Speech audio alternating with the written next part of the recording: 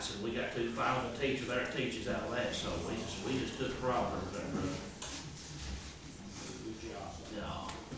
Yeah. It is good to see each and everyone back here. The last Sunday or so, you know, you've noticed our family's not been here, but it's because we've been filling in other places, you know, but hopefully that will be much more, you know, everything will be getting better for us, and we just miss not being here. This is our home now, and this is where we've made it, and certainly good to be around our brothers and sisters here. But in Proverbs 3, and where we get to, one? 21, 22. 21, 22, that's what I got marked to. I just checked and see if you was on your top there. But one of the most important passages that we find here in chapter 3 that kind of sums up everything is 13, where it says, "Happy is the man that findeth wisdom, and the man that getteth understanding." You know, that's the whole key. To me, that's the whole key passage right here to chapter 3. You know. But as we get into our study, we'll back up. You say about 21? All right. In chapter 3 and about verse 21, it says, "My son, let not them depart from thine eyes. Keep sound wisdom and discretion." We did discuss on that just a little bit. Discretion, where we observe, where we watch out, right? If somebody tells us to use discretion when traveling down the road, what does that mean? It means to be alert, right? Be alert, be observant, Be aware. and be aware, you know, and that's exactly what he's telling us here, or telling to his son here, you know, use discretion. And surely in our world that we live in today, we've got to use a lot of that, don't we? If not, we're going to get in trouble. It's like Gary out here cutting them trees. If he don't use discretion, what could happen? It could become very dangerous, couldn't it? So we got to observe our surroundings and be alert of that, you know. And that's what he's saying there as well to his son. You know, use your wisdom. Use the knowledge that you've been given, right? All right. "So shall they be life unto thy soul, and grace to thy neck." You know, if we stay true to God, what is our soul is going to wind up in heaven one day, is it not? We're going to be blessed here. Gary, if you'll turn and read Proverbs, or somebody can read Proverbs 1 and 9. You care to get that, Gary? Proverbs 1:9. Yeah, we'll read verse 9 here, and it goes right with our passage here as well. I'll do number 8 too. "My son, hear the instructions of thy father, and forsake not the law of thy mother.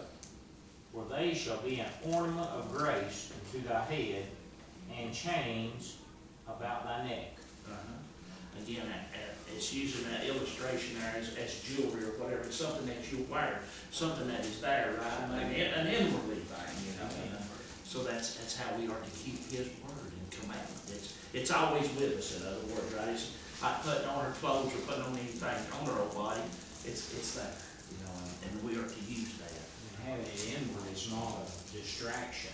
If you have all that gold, if you have jewelry or things or whatever it is, they don't see you, they don't see the life that you portray, and you're not walking down that straight and narrow path. You look no different than what the world does. That's right. You're going with the world, but what does God look at? He looks at the end man, does He not? And that's what He looks at, and that's what I want to keep important, right? That's what I want to keep, you know.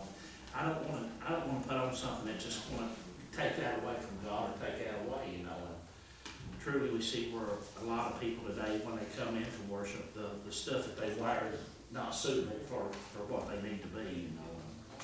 But certainly we see here, okay. "Then shalt thou walk in the way safely, and thy foot shall not stumble." You know, again, applying that wisdom, applying that knowledge that you got, you know, you got it on now, so that for even your steps, you know, you realize, hey, I'm not able to do it on my own. God is going to be directing me in this, so therefore He will. Again, we could go to Psalms 23, where it talks about the Lord is my shepherd, you know, and so forth, how He is able to guide us, you know, and take care of us, and bring us into this as well. Also, let's note Read Proverbs, go to Proverbs chapter 10. Can somebody read Proverbs chapter 10 and look at verse 9 on that, please?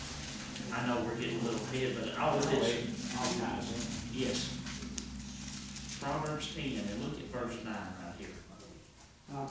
Okay, appreciate that. He that walketh uprightly walketh surely, but he that perverteth his way shall be known. So what's the main key there now? He that walketh what? Uprightly. Uprightly. What is a good definition for uprightly? Righteous. Righteous, in the way, what God would have us to do, right? You know, and therefore we're directed by Him. Is He going to lead us somewhere that would be bad for us? No. Through that knowledge and that wisdom and His guidance, we can only get assured that we're going to get where safely where we need to be, right? You know, we're in Proverbs, but in Ephesians 6:15, it's Absolutely. about that feet and that shod and everything. It says, and that's the Christian armor. We got to put it all on. But it don't leave out our feet, because he says, "In your feet shod with the preparation of the gospel of peace." We're preparing through the gospel, the good news of Christ. We're seeking the truth. We're seeking that peace that passeth understanding. And you know, that's what Proverbs is. If you're kind of upset or stuff's not, it uplifts you. It directs you and tells you to stay that old path, stay that old instructions. Don't get away from how God's going to Look to the old path. That's it, buddy. That's it. My Bible gives the parallel verses, Proverbs 13, verse 20 and 21. Yeah, you gonna read that, It please? says, "He who walks with wise men will be wise, but the companion of fools will be destroyed. Evil pursues sinners, but to the righteous good shall be repaid." With the right people. That's the whole key. You're the right people. Who we run with. If we run with fools, what's going to happen to us? More likely, we're going to become as that fool. But with the righteous, with the wisdom, we're going to obtain that as well, right? And how we even instruct our children. You know, be with somebody that's going to be good, right? You know, when I thought Mom and Dad was just being silly, you know, hey, you better watch with the crap you're running. Oh, you don't know what you're talking about. They knew exactly what they were talking about, right? A lot of times we start having that understanding better when we start raising kids of our own, right? It all comes back, you know, and we want that safety. Here's the one I love right here. And this one right here worries more people than anything in the world, especially ones that are not Christians. "When thou liest down, thou shalt not be afraid. Yea, thou shalt lie down, and thy sleep shall be sweet." How many people do you know that worries themselves to death when they lie down, or when there may be a storm or something happening? They just worry themselves crazy, do they not? Does it bother you as a child of God? It should. We should have that peace that, you know, what will be, right? You know what? And that's what the writer here is saying. You know, you're obtaining the wisdom, you're walking in the right way. What have you got to worry about? You don't have nothing. So we can get that good sleep, right? All right, we're going to look at, let's see what I've got marked down here in verse 24. Somebody read Leviticus 26 and look at verse 6. Leviticus 26 and read verse 6 right here, please. I got it. Okay, good job. "And I will give peace in the land, and ye shall lie down, and none shall make you afraid. And I will rid evil beasts out of the land, neither shall the sword go through your land. And ye shall chase your enemies, and they shall fall before you by the sword." So even in Leviticus, he's telling her, you got me, what do you have to worry about, right? When God is for us, and what are they against us? Why do we need to worry, right? How comforting that passage is to us. Brother Ray John, Job 19 and 20, it says, "Also thou shalt lie down, and none shall make thee afraid. Yea, many shall make suit unto thee, but the eyes of the wicked shall fail, and they shall not escape, and their hope shall be as the giving up of the ghost." That's it. And their hope, yeah. And I don't know about you, but I've had family every time it was, they'd call, "Ooh, I'm afraid. Are you afraid?" No. Didn't you hear all that storm going on last night? No. I mean, I slept right through it, you know. Now, my wife, on the other hand, she can hear everything that goes on, but me, when I shut my eyes, I'm gone. I'm like that, you know. But again, you know, we shouldn't have to worry about that. We shouldn't have to worry. All right, here's another good one, verse 25. Be not afraid of sudden fear, neither of the desolation of the wicked when it cometh. Why do you think he's telling us here, don't be afraid of sudden fear? Should we worry? Should we worry about things, you know, as fear? If you have sudden fear, a lot of times it will cloud your mind, cloud your. We let fear take. You're not gonna be able to. That's it. That's it. Fear takes control of us. That messes us up, does it not? You know, we're to be stronger than that, you know. We're not to let it have dominion over us, are we? That's why I don't watch the news no more, you know. I just think it's crazy. Too many people are watching it now and they're letting that fear just overrun them. Making crazy decisions that with a level head that they never would have made, you know. And they came on to perceive things that, you know, that they're reading stuff in what they're saying, Yeah. and it's overriding their judgment or their stability. It is. And it seems like and I want it to trickle down on other people as well, you know. I believe that's the purpose. Yes, it is. And I don't know about you, but the last 2 or 3 years, I just can't believe the way people are acting, you know, it's crazy, you know. It seems like, where's your intelligence at? What are you thinking, you know? It makes you wonder. You see people driving down the road by themselves in a car, with the windows rolled up, and they've got a mask on. Yes. Now, if that's not scary, I don't know what is. You see it about every time you stop at a red light. You're right. You look over there and, you know, there's somebody with a mask on. But why is it they've got that? I tell you the funniest thing I see, Dale. You go into a restaurant and you got these people that wears a mask, but they'll be right open eating. They don't have no mask on their mouth when they're eating or chewing. You know, I'm like you. I don't understand that, you know. But again, I ain't gonna discredit people. They worry about that. They take the It's caution, fine you know, and when- that's theirs. But When you're around somebody. yes, But I don't see the sense in when I'm by yourself. yeah. I don't either. But that's us. They've let the news and the media, I guess, put a lot of influence on them over Yeah, that, you know. yeah. And, you know, so, but again, you know, that's something, you know. Here's what the outcome for 25 is. 26 will tell us. For the Lord shall be their confidence, and shall keep thy foot from being taken. You know, where is our confidence supposed to be? It's supposed to be in the Lord, is it not? It's He that is directing us. It's He that's keeping us safe. You know, so why do we need to fear? Why do we need to fear? You know. Told that to so many brethren there that where they shut the doors to the congregation, you know, and I said, why are you letting this fear overtake the fellowship that y'all need to be having? You know, so what? I mean, if, you know, the old body, it's going back to the ground one day anyway. It's going to die one day anyway. But I said, we need to be sure that we've got our mindset that heaven's going to be our home for eternal, right? Eternity far outweighs what little old moments that we have here on earth, right? The writer says our life is nothing more than a vapor that appears for a little time and then poof, it's gone, right? But eternity is forever. It won't be no poof, will it? It's going to be either one or the two places that we're going to wind up. And that's why we got to be made ready right now. Sure. It says in the twinkling of an eye, it's not gonna be lingering, it's gonna be sudden, and It's going to be it's something, gonna be you know. quick, and it tells us each step, those that die in Christ are those that are prepared, their feet have followed that light and be a lamp to the, you know, their path, and followed seek the paths and instructions, examples. Yeah. They're gonna rise first, those that be faithful till death, and that's a preparedness. And how reassuring that does for us, right? Knowing that, you know, I live the life according to the best of my ability that God would have me to live, and I do the things He'd have me to do. He says He's going to take care of me, right? We have that assurance.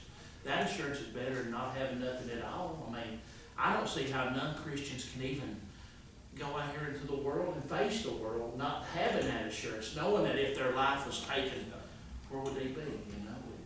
Well, That's a scary sometimes, though, Brother Ray, those folks that hadn't obeyed the gospel, Yeah. they have been like what we are the last 2 or 3 years. They're listening to folks, and they're being influenced by folks, telling them whether their spiritual life is okay, that they're saved, you don't have to do that. These folks that you see going every day to a gospel meeting or singing, or coming on the first day of the week, or reading the Bible, or asked to say a prayer or whatever, those people are doing stuff overboard. That's just too much, that's overkill. You just have to do this and you'll just be fine. Just do whatever you wanna do, and do you think God that created you is gonna let you go to hell? Well, He's not. He's given us everything. You make There that, being you make influence, that choice yourself. you make a choice. You do. You do. It's our choice. But sometimes they're unaware because they're letting themselves be led because they don't know what the word says. They don't even know there's a proverb in the Bible. Right.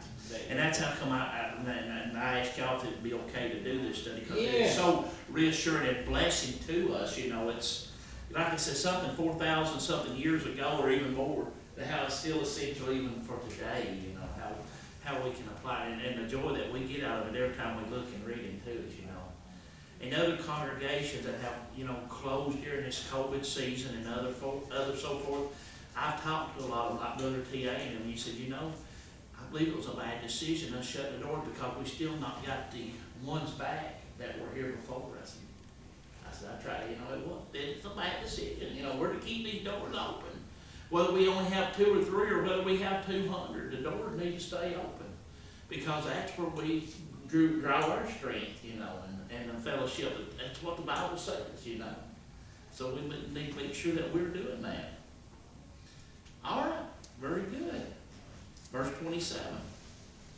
Withhold not good from them to whom it is due, when it is in thy power of thine hand to do it. Who's he talking about here? Who's the type of people that the writer here is mentioning? It's the poor, is it not? Withhold not good, not good from them to whom it is due. Will somebody read Romans 13 and verse 7? And then somebody get Galatians 6 and 10. These also are 2 wonderful passages that go right with that. Romans 13 and 7, Okay, that. and Galatians 6 and 10, please. Render therefore to all their due, tribute to whom tribute is due, custom to whom custom, fear to whom fear, honor to whom honor. Okay, somebody get Galatians 6 and 10. I give you. Finally, my brethren, be strong in the Lord and in the power of his might. Okay. I did say that it was mostly concerning to the poor, but here again, we'll see as we go on into 28 where it talks about the ones without, but from 27 it says, where we just read it, says, withhold not good from them to whom it is due. You know, if they're deserving of the blessing or the praise, and we're to do that, are we not, Brother Gary, you know? Well, and going back to this, and one little quotation is, it says owners have to go into like Philemon, why, you know, now, Philemon, Onesimus is a brother now. Yes. He's still, but don't withhold anything, but you know, don't be mean to him. Yeah, he's a lot more to you. He's a lot more. He's on the same level now. You're still his master, but you don't withhold anything from him. That's why we look at, you know, Brother Ed now.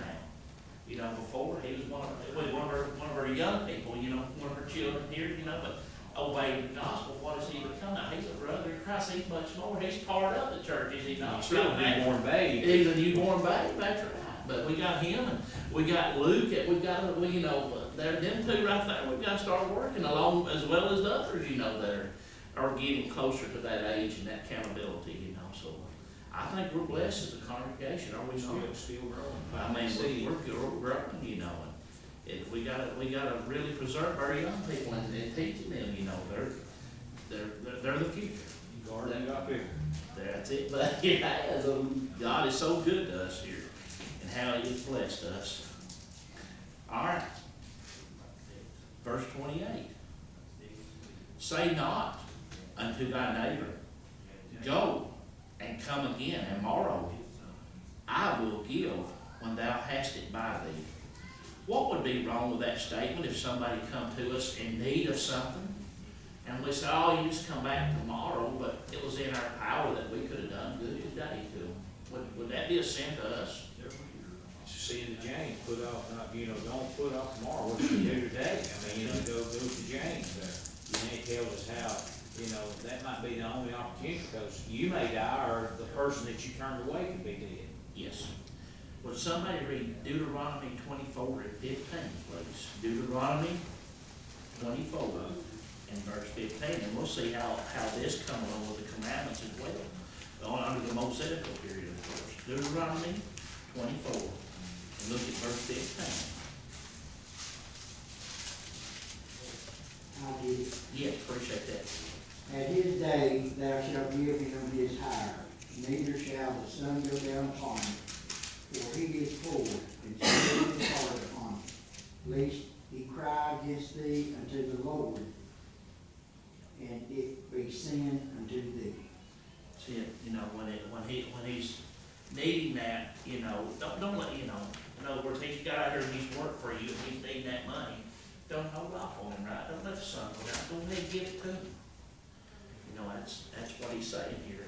Should that be the same thing today? Gary, if you got somebody that's working for you and you know that they're in need of the money and they put in a good 8 or 10 hour day with you, and don't you feel like it's confident out of you to give them that money, if they need some gas or something, go ahead and pay them, Good things comes up. If they Things have a come, child sick, maybe have an appointment, or needing groceries or something, it's. Yeah, I've worked with a lot of people at the time, and I don't know, I know, I couldn't vouch what they've done with their money, but they'd come Easter Thursday to me a lot of times, and they said, Ray, I just need $20 to payday to get some gas, I said, okay.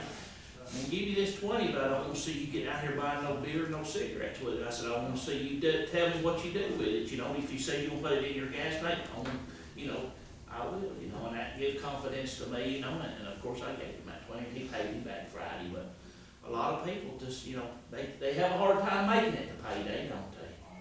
But it's within our power, if we're able to do it to help people, then we're to help them, are we not? And I'm sure Dal, I know you talked about being down that same boat too, ain't you, buddy? We're have to throw a little bit of money to them. But if it's in our power, and like I said, deserve it up, they are about, then, why not, help them out. Romans 13, and verse 9, I'm just gonna read the back part of it. Thou shalt love thy neighbor as thyself. Love worketh no ill to his neighbor. Therefore, love is the fulfilling of the law. Just saying, love is not evil. No. Did we just get 28 done? Are we on 28? We're in 28. Okay, good deal, Gary. My mind, I'll get to talking, I forget. All right, let's go to 29.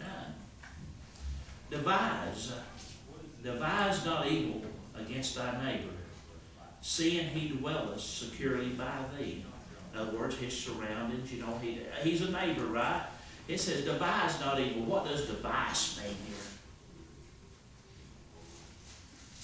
What does devise mean here? What's that? Come up with it. Come up with something that's falsely, to stir up something, to make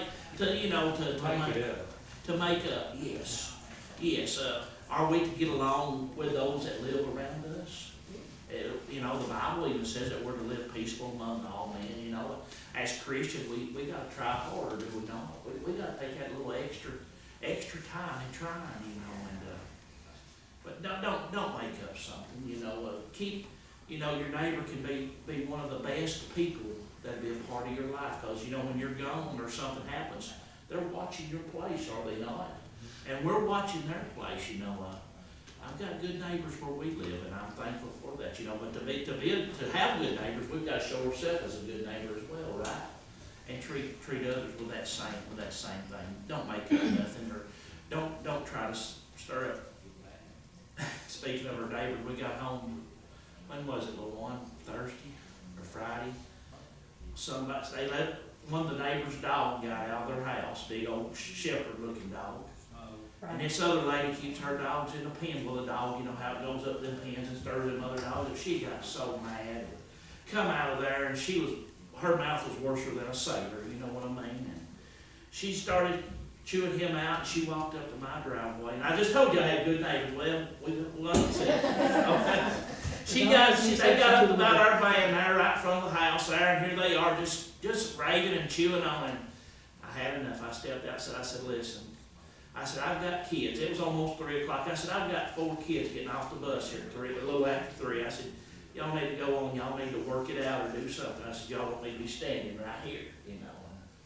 Next thing I know, they all dropped their head and went on and got back in their house. So I don't know, but, you know. And 2 minutes later, the law goes down the road looking. Oh, yeah, Ronnie Birdie. He's cruising the street Called there. law. Yeah, but again, you know, Where you read in Romans 1, the last chapter, as you said, makeup or whatever, it wasn't just the whole chapter before that of how evil and everything. Then when it gets down there, they took pleasure in it and they invented it. I mean, you know, they invented sin. It wasn't just a sin, they enhanced it even more to make it more thrilling, I guess, or something. I don't know. Put icing on it.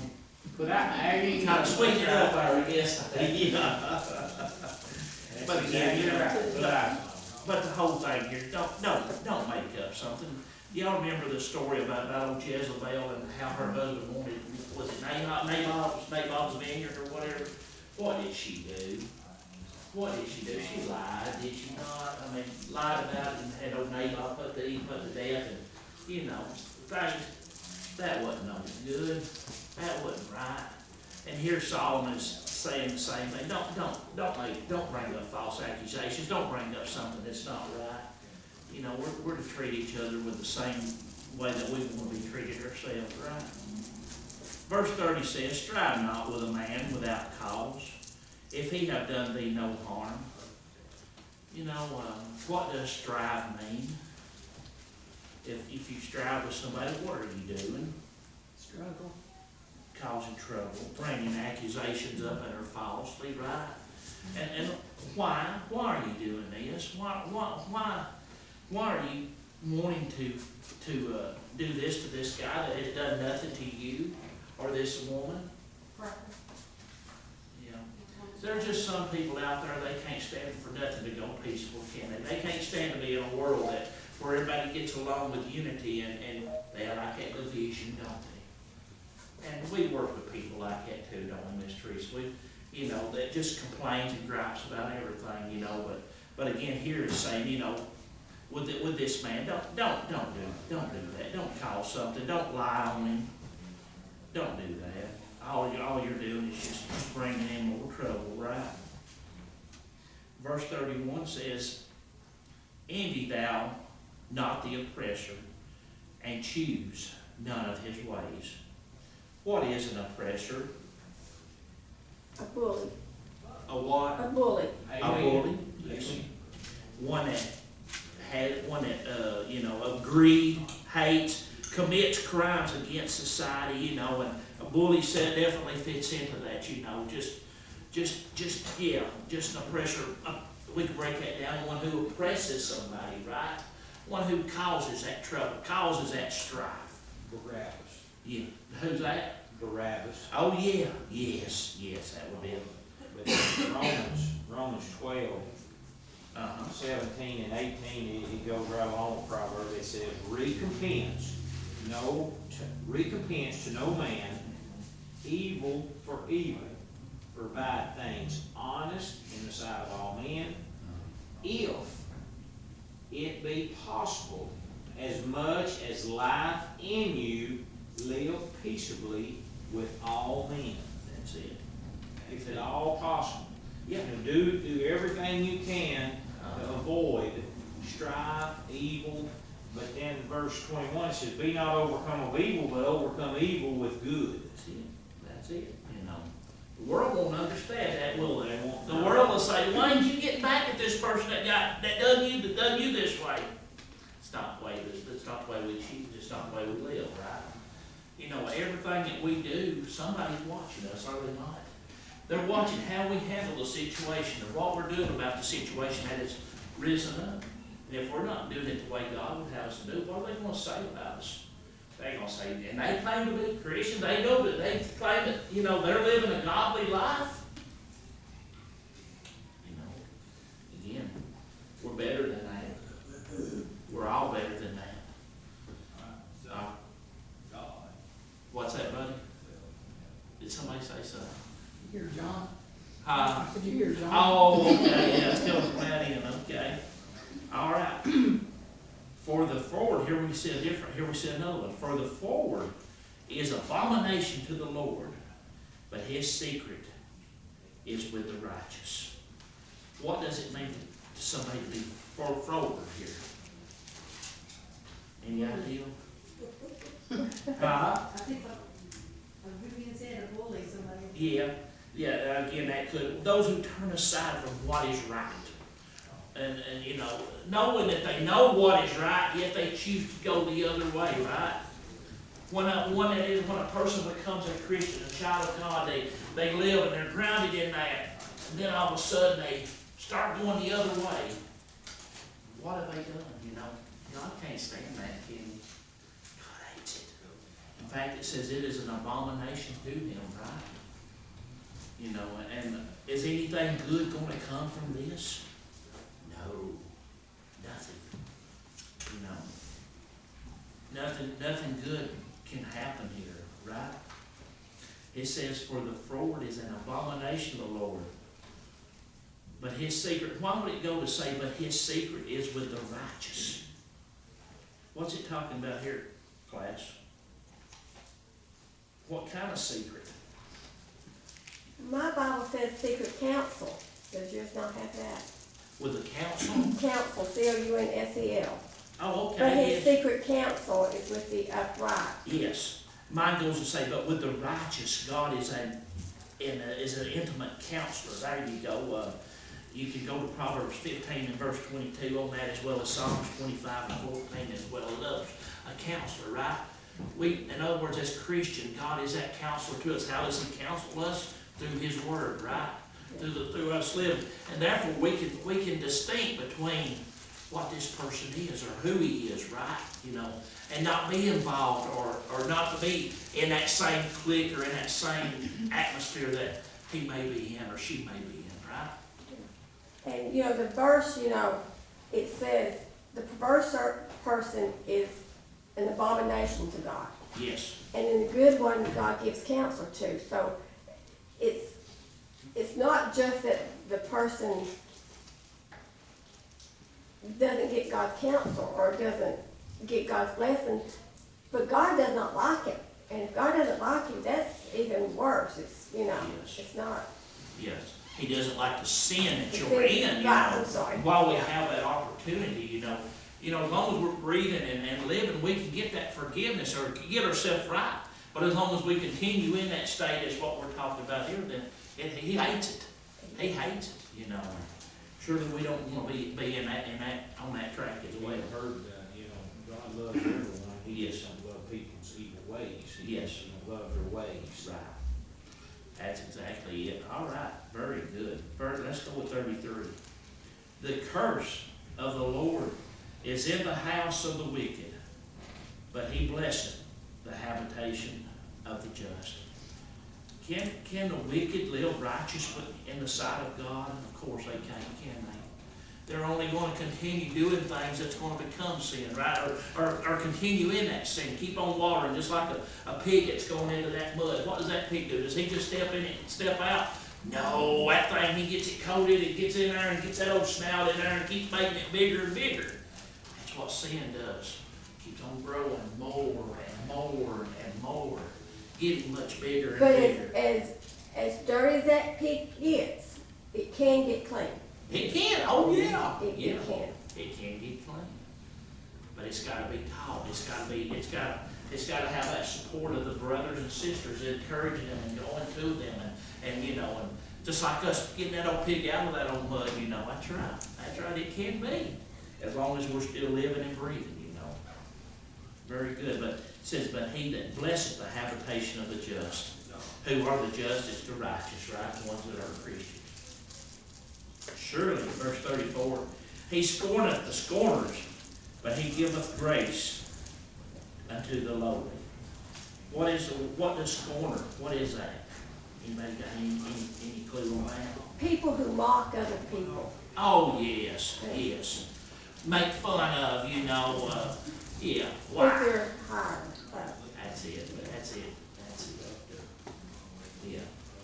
And of course, we see people like that as well today, but what does he say? But giveth grace to the lowly, to the ones that, remember that when the sinner went into the temple, one said, Lord, look at what I've done, and the sinner just smote on his breast and forgive me the sin. That's right, that's right, And it's us knowing that, getting into that state, knowing that, I need God. I need Him back into my life. I can't do it all by myself, and I don't even want His forgiveness, want His love, right? In verse 35 it says, the wise shall inherit glory, but shame shall be the promotion of fools. That's one promotion I don't want, right, Gary? That of fools. And of course, staying wise, staying with God's wisdom, we're going to inherit one day. Thank y'all for a very good class. We'll pick up on chapter 4 on our next lesson. Thank y'all.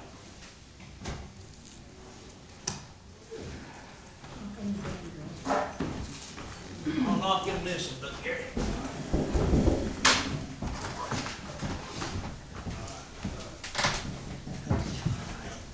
Appreciate y'all. Appreciate you. Good talking.